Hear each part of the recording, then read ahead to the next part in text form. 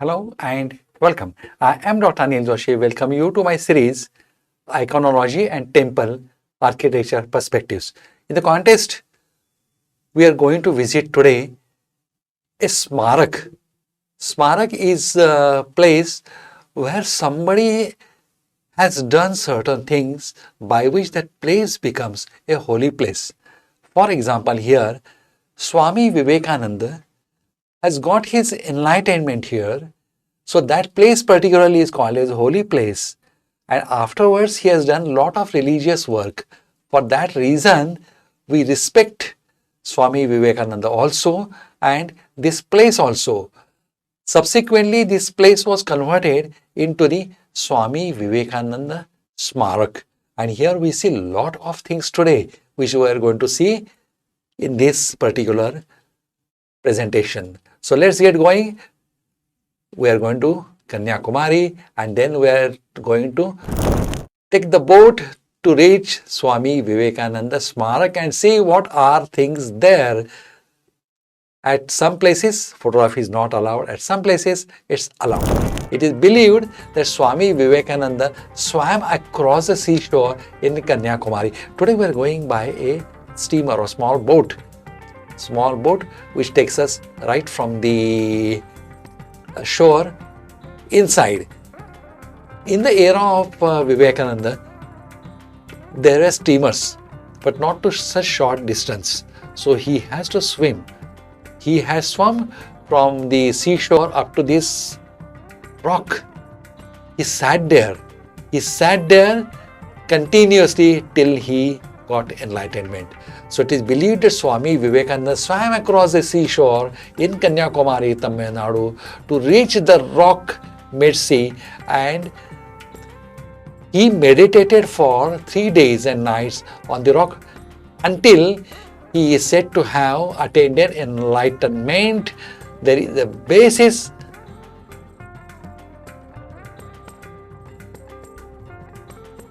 on that basis. This rock is called as a Swami Vivekananda Smarak, and this is on the basis of a book or a reference written in 1892. There are several statements in many books that Swami Vivekananda swam across the sea and got that enlightenment in the place. So they have constructed his Smarak there. So what it has got? It has got a Vivekananda Mandapam. It's very important. I'm going to show you when we are going to see photographs. Vivekananda Mandapam is a place which was erected in honor of Vivekananda, consisting of the following sections. Dhyana Mandap. There is a continuous sound going off Om. And if you sit there, it is beyond description what feelings and vibrations and experience you get that. So do visit when you go to the Dhyana Mandap, and not only visit, you spend some time there and you will experience a different world of meditation. There are 6 adjacent rooms to it. Sabha Mandapam is assembly hall comprising of a Pratima Mandapam. Pratima Mandapam is where statue is there, where there is a Pratima. Simple 2 rooms are there, a corridor and an open parikrama, that outer courtyard or circumambulatory path around the Sabha Mandapam. Then there is also Mukha Mandapam, is the one which is facing the exterior. So you have got here a Mukha Mandapam also. After Mukha Mandapam, there is Sri Pada Mandapam. This square hall consists of the following structures. There is a Garbhagriha, there is Sanctum Sanctorum, then there is inner Pratikrama Marga, outer Pratikrama Marga, then outer platform. All these things you will find there, and you should spend time after going there to observe all these things and to get the feeling once you go there. Both the mandapam are so designed that the vision of Vivekananda in the statue would be seen direct towards the Sri Pada Mandapam. There is also Sri Padaparai Mandapam, which is a shrine erected at the spot where the footprint of Virgin Goddess is seen on the rock. The statue of Swami Vivekananda was sculptured by Narayan Rao Sonavadekar, a sculptor and a professor at the JJ School of Arts, Mumbai. But this is something which may need citation from your side. I am not very sure of it. This is what I have got from information. Location is situated on the rock of the island of the Kanyakumari coast, at the confluence of the Arabian Sea, Bay of Bengal and Indian Ocean. What it is called? Triveni Sangam, correct.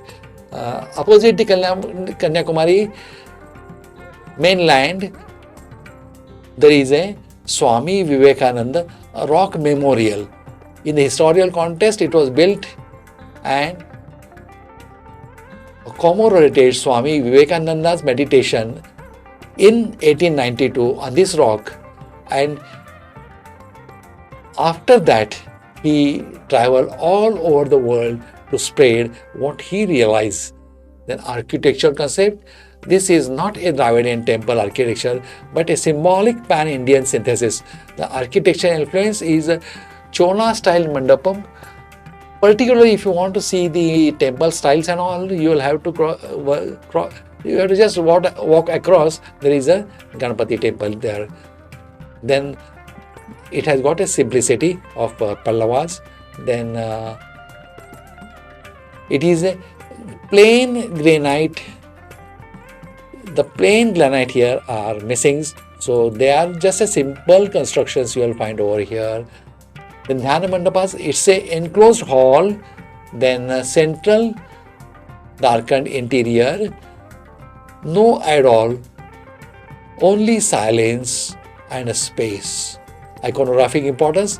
This follows Nirguna worship, the presence of the enlightened mind and not a form of a deity. Now here main components are on this rock, Vivekananda Mandapam, square open pillared hall, granite constructions. Then there is minimal ornamentation. Then it is symbolization of the spiritual levels. There are pillared halls, that is the Sabha Mandap, it can be thought of. Then open sea wind can come here. You can see sea on three directions. This is Triveni Sangam, confluence of Bay of Bengal, Indian Ocean and Arabian Sea. Swami Vivekananda statue is a small one, in a seated with down gaze and right hand resting calmly. Iconographic, it is not a deity but it is a saint. I am going to show you that the photograph is taken not from the inside, it is not allowed, but from outside through the door. Now look at this. You will find here there are small boats and we are going by the larger boat. We can call this as a ferry. It is managed by the government of Tamil Nadu. This is now the place from which the ferry will start. Let's get going. There are two big queues. By the time you come here, you have to spend more than 2 hours. In spite you have taken a ticket, in spite there is a facility for online booking. So after entering at the time when you have booked the ticket, that is online, after taking the pass of 300 rupees, in spite of that you will have to wait for 1 to 1.5 hour minimum to get the ferry. And once you get the ferry, then it's interesting. You go to that small island. It's a big rock, in fact, not island, it is a big rock. And it has got sea from the 3 sides. Now here we are going to take a ferry and we are going to cross the small distance. May take 10 minutes or so. It's enjoyable, nice, good management by the ferry. The sacred geography and iconography meaning. Now its philosophical meaning here is important. The site is a modern Tirth, created through symbolization rather than ancient mythology. So total concept is different of the Smarak. Vivekananda you will find here is in the standing posture. His right hand is raised, that is the teaching gesture. Then left hand holds a palm leaf manuscript. So he was a scholar. What is symbolization? Moral authenticity, ethical philosophy, Tamil cultural identity. The state stands as the pedestal representation of the virtue. The figure above represents the wealth, love, from which he has given his different messages.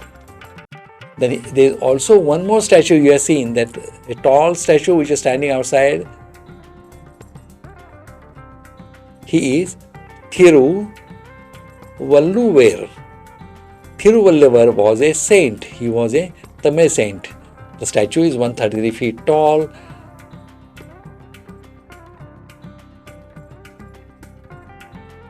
That also I am going to show you. Now let's come to the philosophical meaning of it. What is the meaning of sea confluence? It is a cosmic unity. What's the meaning of rock? Is a stability by a dharma. What Vivekananda stand for is a spiritual awakening. There is a Ganesha temple. Why Ganesha temple? It's auspicious threshold. And Thiruvalluvar, he stands for ethical foundation. You are going to see Thiruvalluvar. This is the statue of him. And there is a bridge going from Vivekananda Smarak across. It has got glasses at the base. Now this is Thiruvalluvar statue. It is 133 feet. He was a Tamil saint. He has written many books. You can appreciate it from the distance, both the statues. Once you go up, it is difficult to get both these views together because it's a small place. You cannot go at a long distance to get a photograph of these two. But here photograph is allowed.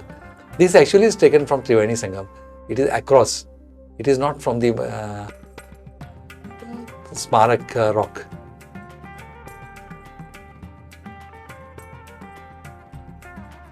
Now this is from the Smarak rock. The earlier you can see Ganesha temple, and in front of Ganesha temple there is Vivekananda Smarak.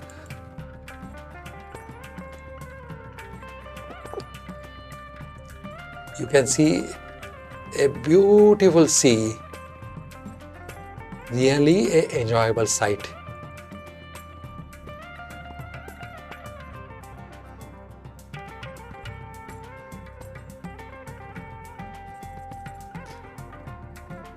Now going from one stone to another stone, you got a bridge where floor is there made up of the glass. So you can walk down on that. It's a pleasurable walk. This is what you are seeing, the town from the Smarak balcony.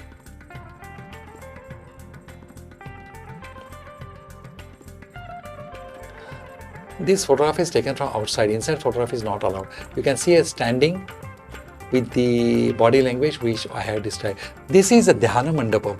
Here you can see there is no idol. There's just one Om. Continuously the sound is coming there. You have to just sit, close your eyes and find a difference. I'm sure you'll find the happiness, pleasure and silence. From here you can come out from this way. Either you can visit the Ganesha temple or you can go across the bridge.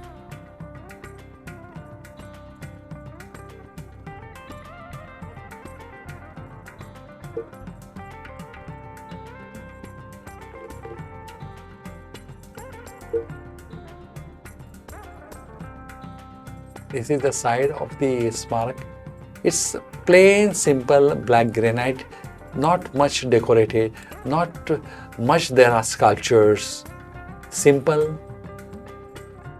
They kept it simple because it is Dhyana Mandir rather than a temple. Big outside space. You'll find a lot of school trips. When I visited, there were more than 5 groups.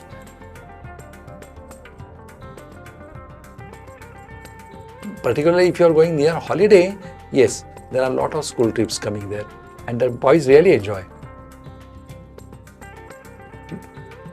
Now what?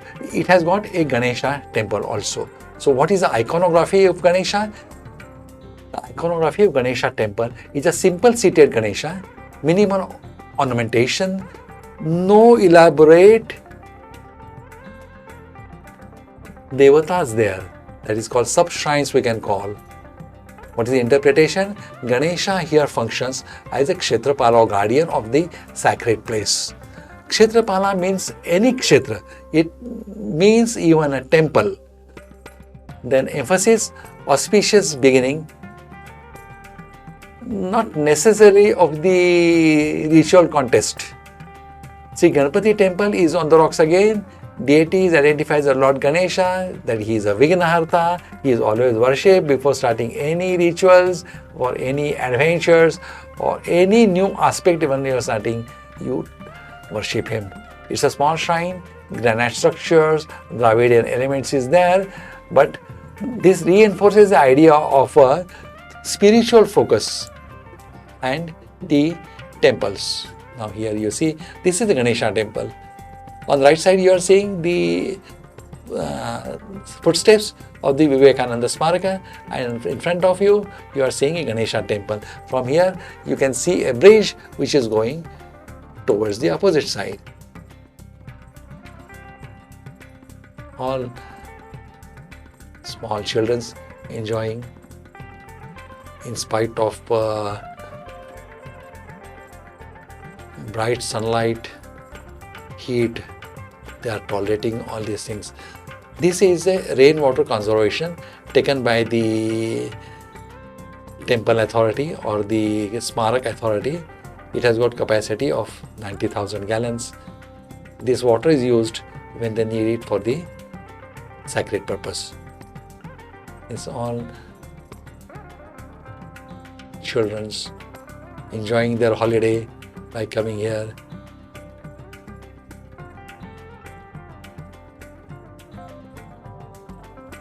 This is the entrance of the Smarak, Vivekananda Smarak, or you can say it is from the temple I have taken is the Ganesha temple.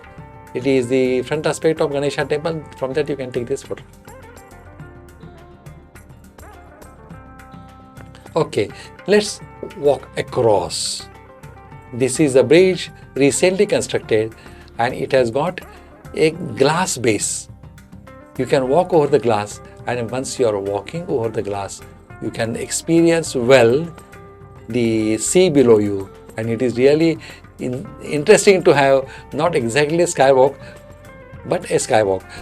There are videos also, you have enjoyed them.